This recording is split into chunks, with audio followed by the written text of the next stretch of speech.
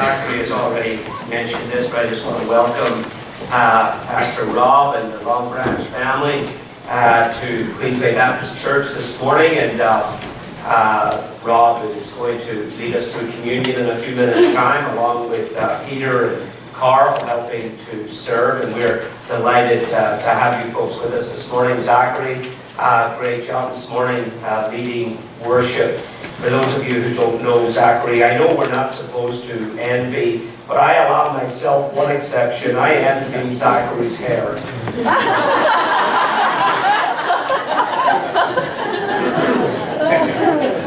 It's easy to love people you like. It's easy to love people who love you. Anybody can do that. Jesus said, if you love people who love you, what do you do more than the world? They love people who love them. It's harder to love people that you don't like. It's even harder to love people who don't like you. It's even harder to love people who hate you. Imagine loving somebody who despises you, who rejects you, who says all manner of bad things about you and would never lift a finger to help you if you were in distress or even if your life depended on it. Yet Jesus did. Loving an enemy is not love's greatest challenge. You can love an enemy if everything else in your life is going very well. The most difficult time to love an enemy, to love anyone for that matter, is when you're in pain. There's the rub. Loving another person when you're suffering. Loving another person when you yourself are in deep affliction. Especially if your suffering is at the hands of that enemy. When you're suffering, you naturally become narcissistic and self-absorbed. I remember some years ago going to a wedding where the food was cooked by a well-meaning cousin. And the raw chicken was left out in the countertop in the community center in 90-degree heat all afternoon. And the food poisoning hit me at 2 o'clock in the morning. And I was in the bathroom, on my knees, bowing at the porcelain altar with stomach cramps and fluids. Well, you get the idea. I was afraid I was going to die that night, and then it got worse, and I wanted to die. When you're suffering like that, you don't care about anybody else. You don't care about your wife. You don't care about your kids. You become the most self-absorbed, narcissistic, introspective person on the planet. I mean, when I'm there, my wife knows better that would not be a good time to come into the bathroom and say, I saw a nice pair of shoes today at the mall. And I was kind of wondering if you'd like to buy it for me. My kids know that would not be a good time to come into the bathroom and say, Dad, I saw this new cell phone that would go really well with my purse. And I was wondering, no, they know better. Because when you're suffering, you don't love. Or at least, you don't express love. You're selfish, self-absorbed, and consumed with your own pain. But Jesus did. Because Jesus controlled his own death. Jesus Christ sovereignly controlled every detail of his own death. Jesus chose the exact moment when he would draw his last breath. John 19 says this, knowing that everything was now finished, he said, it is finished. And then he died. He controlled the exact moment of his last breath. And he didn't take his last breath until everything was finished. He controlled the political power that would decide when he would be killed. The political powers were determined to avoid Passover at any cost. It was too incendiary. It was too inflammatory. And it was determined that he was going to die, but he would not die at Passover. Yet, he died at 3 o'clock in the afternoon of Passover, the exact moment when thousands of Passover lambs were being slaughtered in the temple. He died at the precise moment when he determined, and when the political powers were determined, that he would not be killed. He controlled every aspect of his own death. He controlled the soldiers' actions when they were rolling the dice for his clothing. That fulfilled hundreds-year-old prophecy. He controlled when that spear was slid up into his heart chamber, because that fulfilled a prophecy that he would be pierced. And in fact, the prophecy says his heart would be broken, literally, physically. He controlled when they were breaking the legs of the other two crucifixion victims, and they left his legs unbroken because, to their surprise, he was already dead. He even commanded the details of his own burial. Jesus presided over his own funeral. He controlled where he would be buried. In a rich man's tomb. It's interesting, that passage we just read from Isaiah 53 said he will be assigned a grave with the wicked, and in his death he will be in a rich man's tomb. How could that be? That confounded the Jewish theologians for years. How could he be both assigned a grave with the wicked and assigned a grave with the rich? How could both be true? He was assigned a grave with the wicked because that's where crucifixion victims were put. They were never given a proper burial. Crucifixions were never given a memorial service. Crucifixion victims were never put in a grave. They were tossed onto the garbage heap or into the fires of Gehenna outside of Jerusalem. They were always given disgraceful ends. And that's where Jesus was assigned, and yet Joseph of Arimathea comes along, takes him off the cross, and puts him into his own grave, the grave of a rich man. You see, Jesus was in total, absolute control of every aspect of his death and burial, even controlling the actions of his executioners. You could say that Jesus executed his own execution.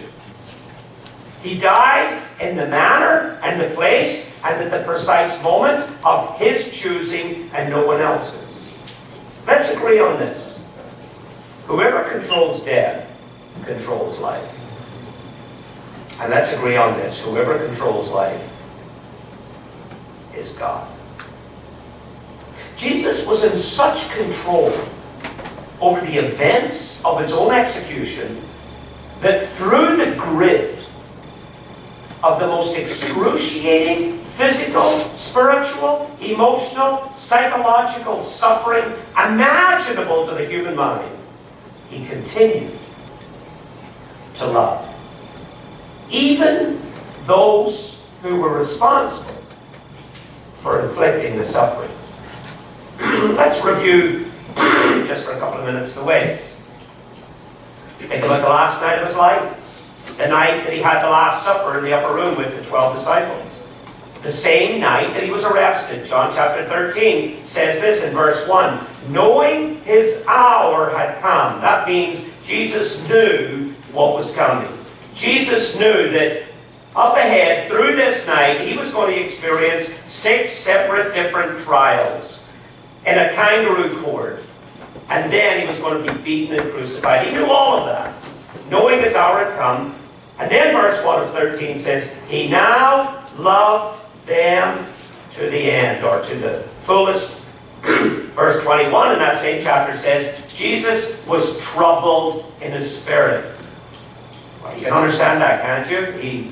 He knew that he wasn't going to be sleeping that night. He knew that he was going to be enduring these 6 separate trials. Then he knew that he was going to be whipped within an inch of his life. And then he knew that he was going to be crucified. You'd think he would be preoccupied, wouldn't you? You'd think somebody would say he wasn't himself that night. He seemed distant. He seemed to have things on his mind. He seemed to be troubled. Yet, when he saw that their feet were dirty and nobody was willing to wash their feet, Jesus washed their feet with all of this on his mind. And one of them was Peter. And he knew what Peter was going to do in a couple of hours. And yet, he washed Peter's feet. And Judas was there, and he knew what Judas was going to do in a few moments' time, and he washed Judas's feet, and he didn't give anybody a clue that Judas was a betrayer, because when he told them that one of you was going to betray me, all of the disciples said, Lord, who is it? Is it me? None of them had a clue that it was Judas. And so he washed Judas's feet, Peter's feet, exactly the way he washed everybody else's feet. With a cross on the front burner of his mind, and a betrayer on one side, and a denier on the other side. I mean, which is worse, betrayal or denial? I mean, that's like asking which is worse, getting stabbed in the back or getting stabbed in the heart. Yet he washed both of their feet. See, that's the heaviest test of love. To love people while you suffer, even at their hands. And Jesus did. Because Jesus was supreme. Jesus was in complete control over every aspect of this execution. He's still sovereign. He's still Lord. He's still in control. But there's more. Fast forward to the arrest scene in Gethsemane a little later on that same night. He says in John chapter 18, verse 8, when the Roman guards came to arrest him, here's what he said to the Roman guards. You're looking for me. Let these men go. He's going to the cross. And he's got their safety on his mind. The hunted is the healer.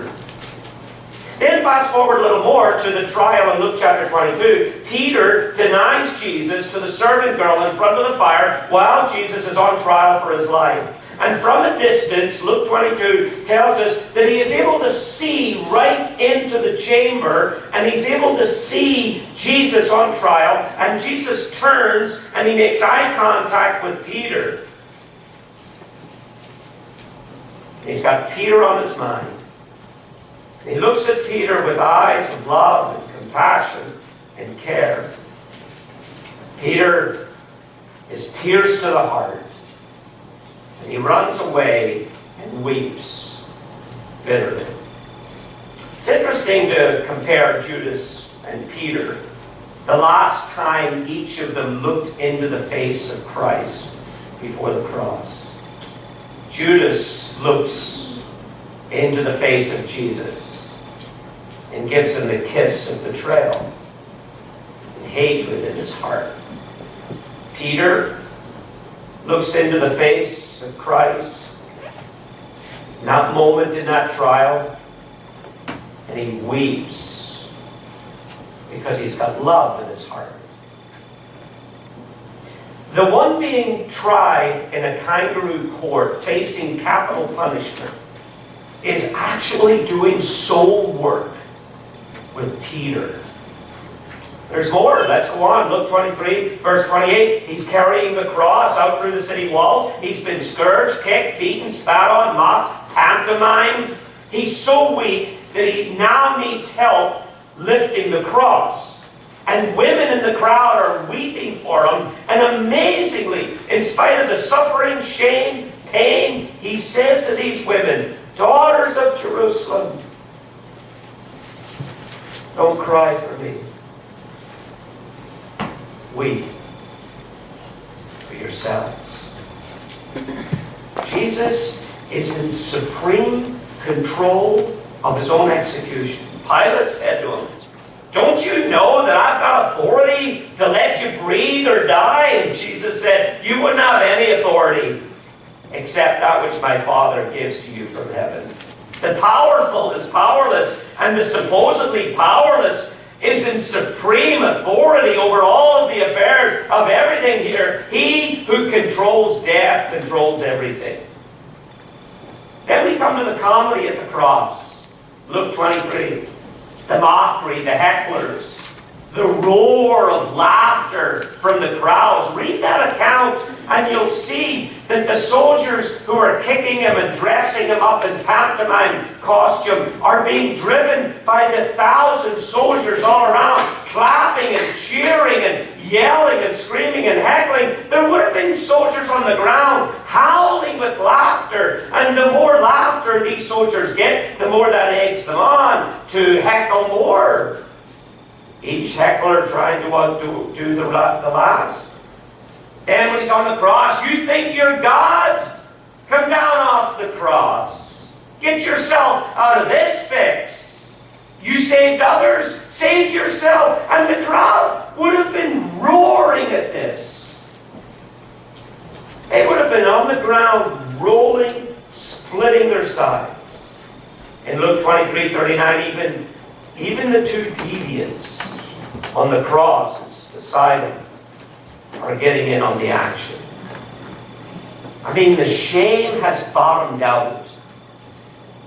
Shameful people shaming the sinless Lamb of God. And amazingly, in the midst of the roar of the crowd, he says, Father, forgive them. Because they don't know what they're doing. I suspect that did not get a roar. I suspect that things went silent right there.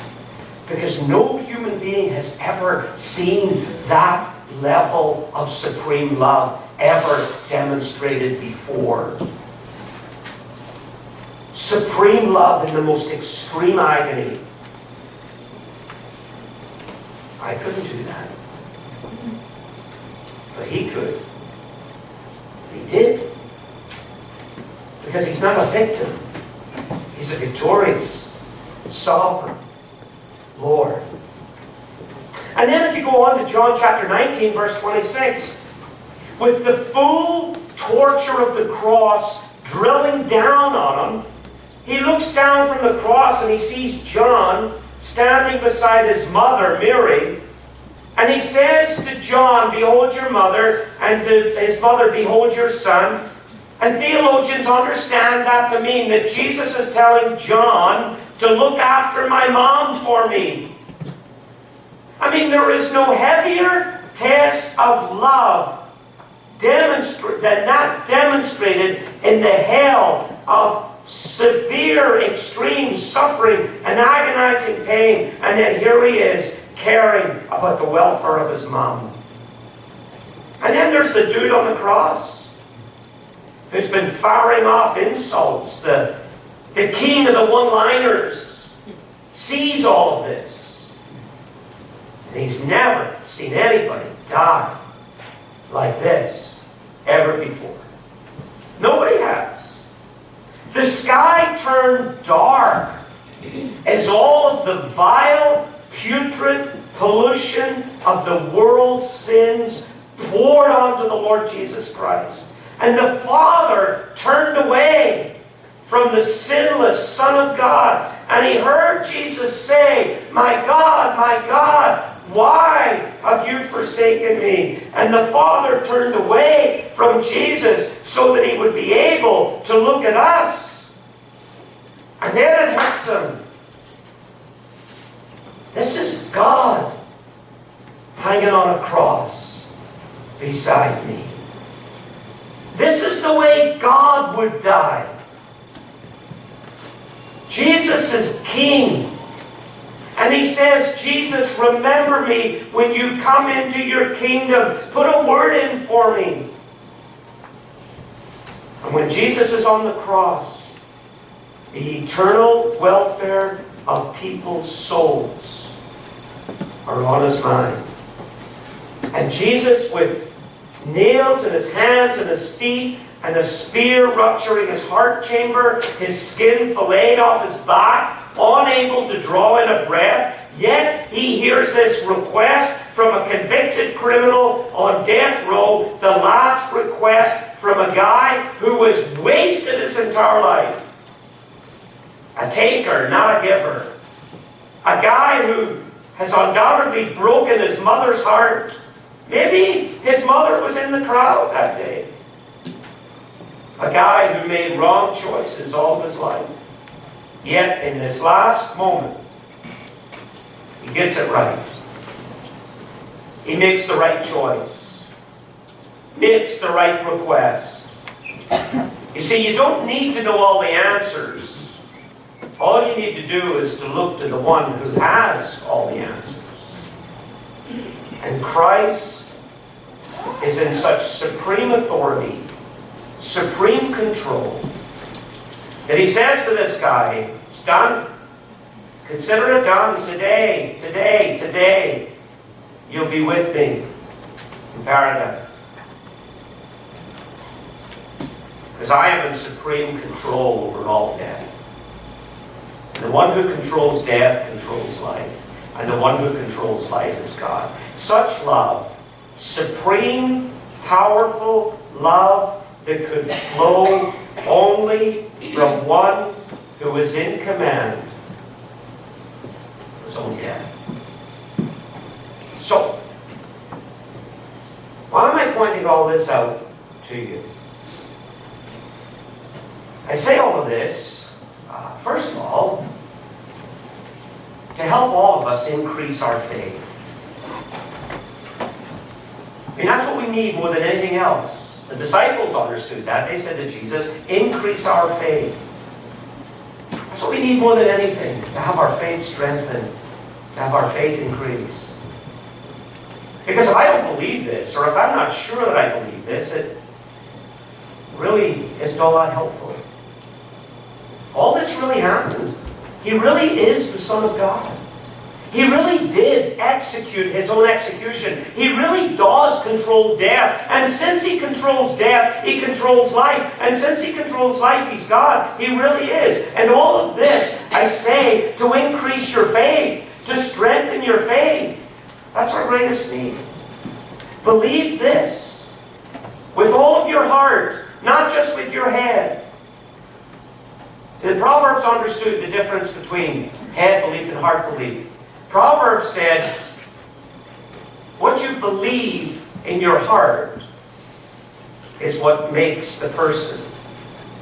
It's not what you believe in your head. What you believe in your head is mere opinion. What you believe in your heart is what shapes your life. Believe this with your heart and not just your head, and it will change everything.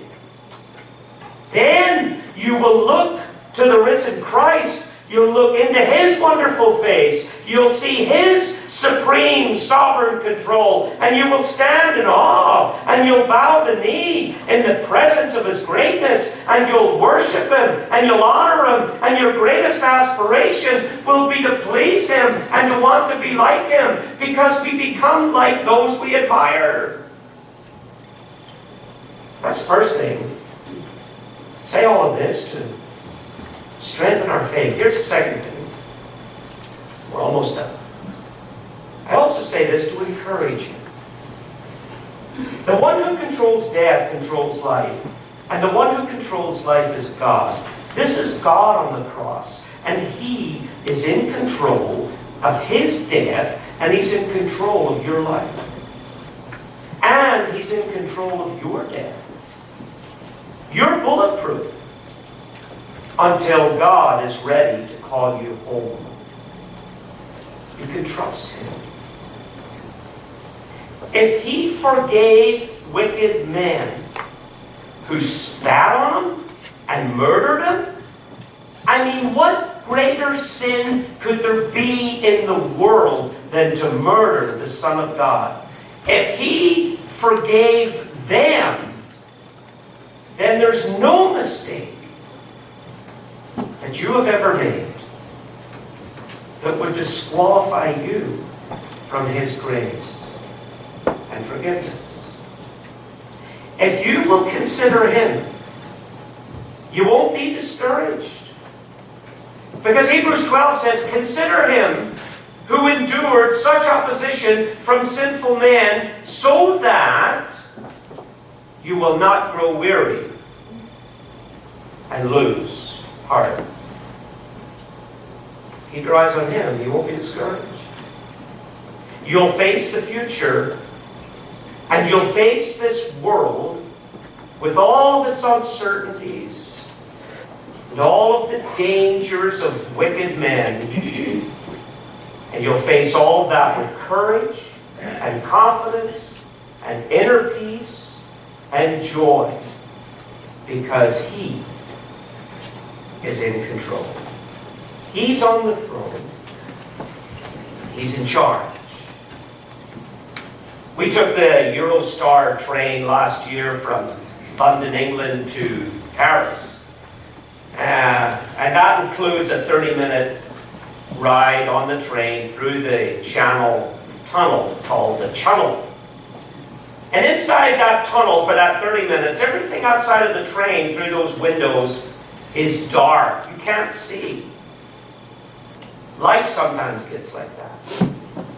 Life gets dark and you can't see through the windows into your life, and you can't understand what's happening, and you can't understand why things are happening the way they are. And life is a little bit sometimes like looking through a dark window. The Apostle Paul said that in 1 Corinthians 13, "For now we see through a glass darkly."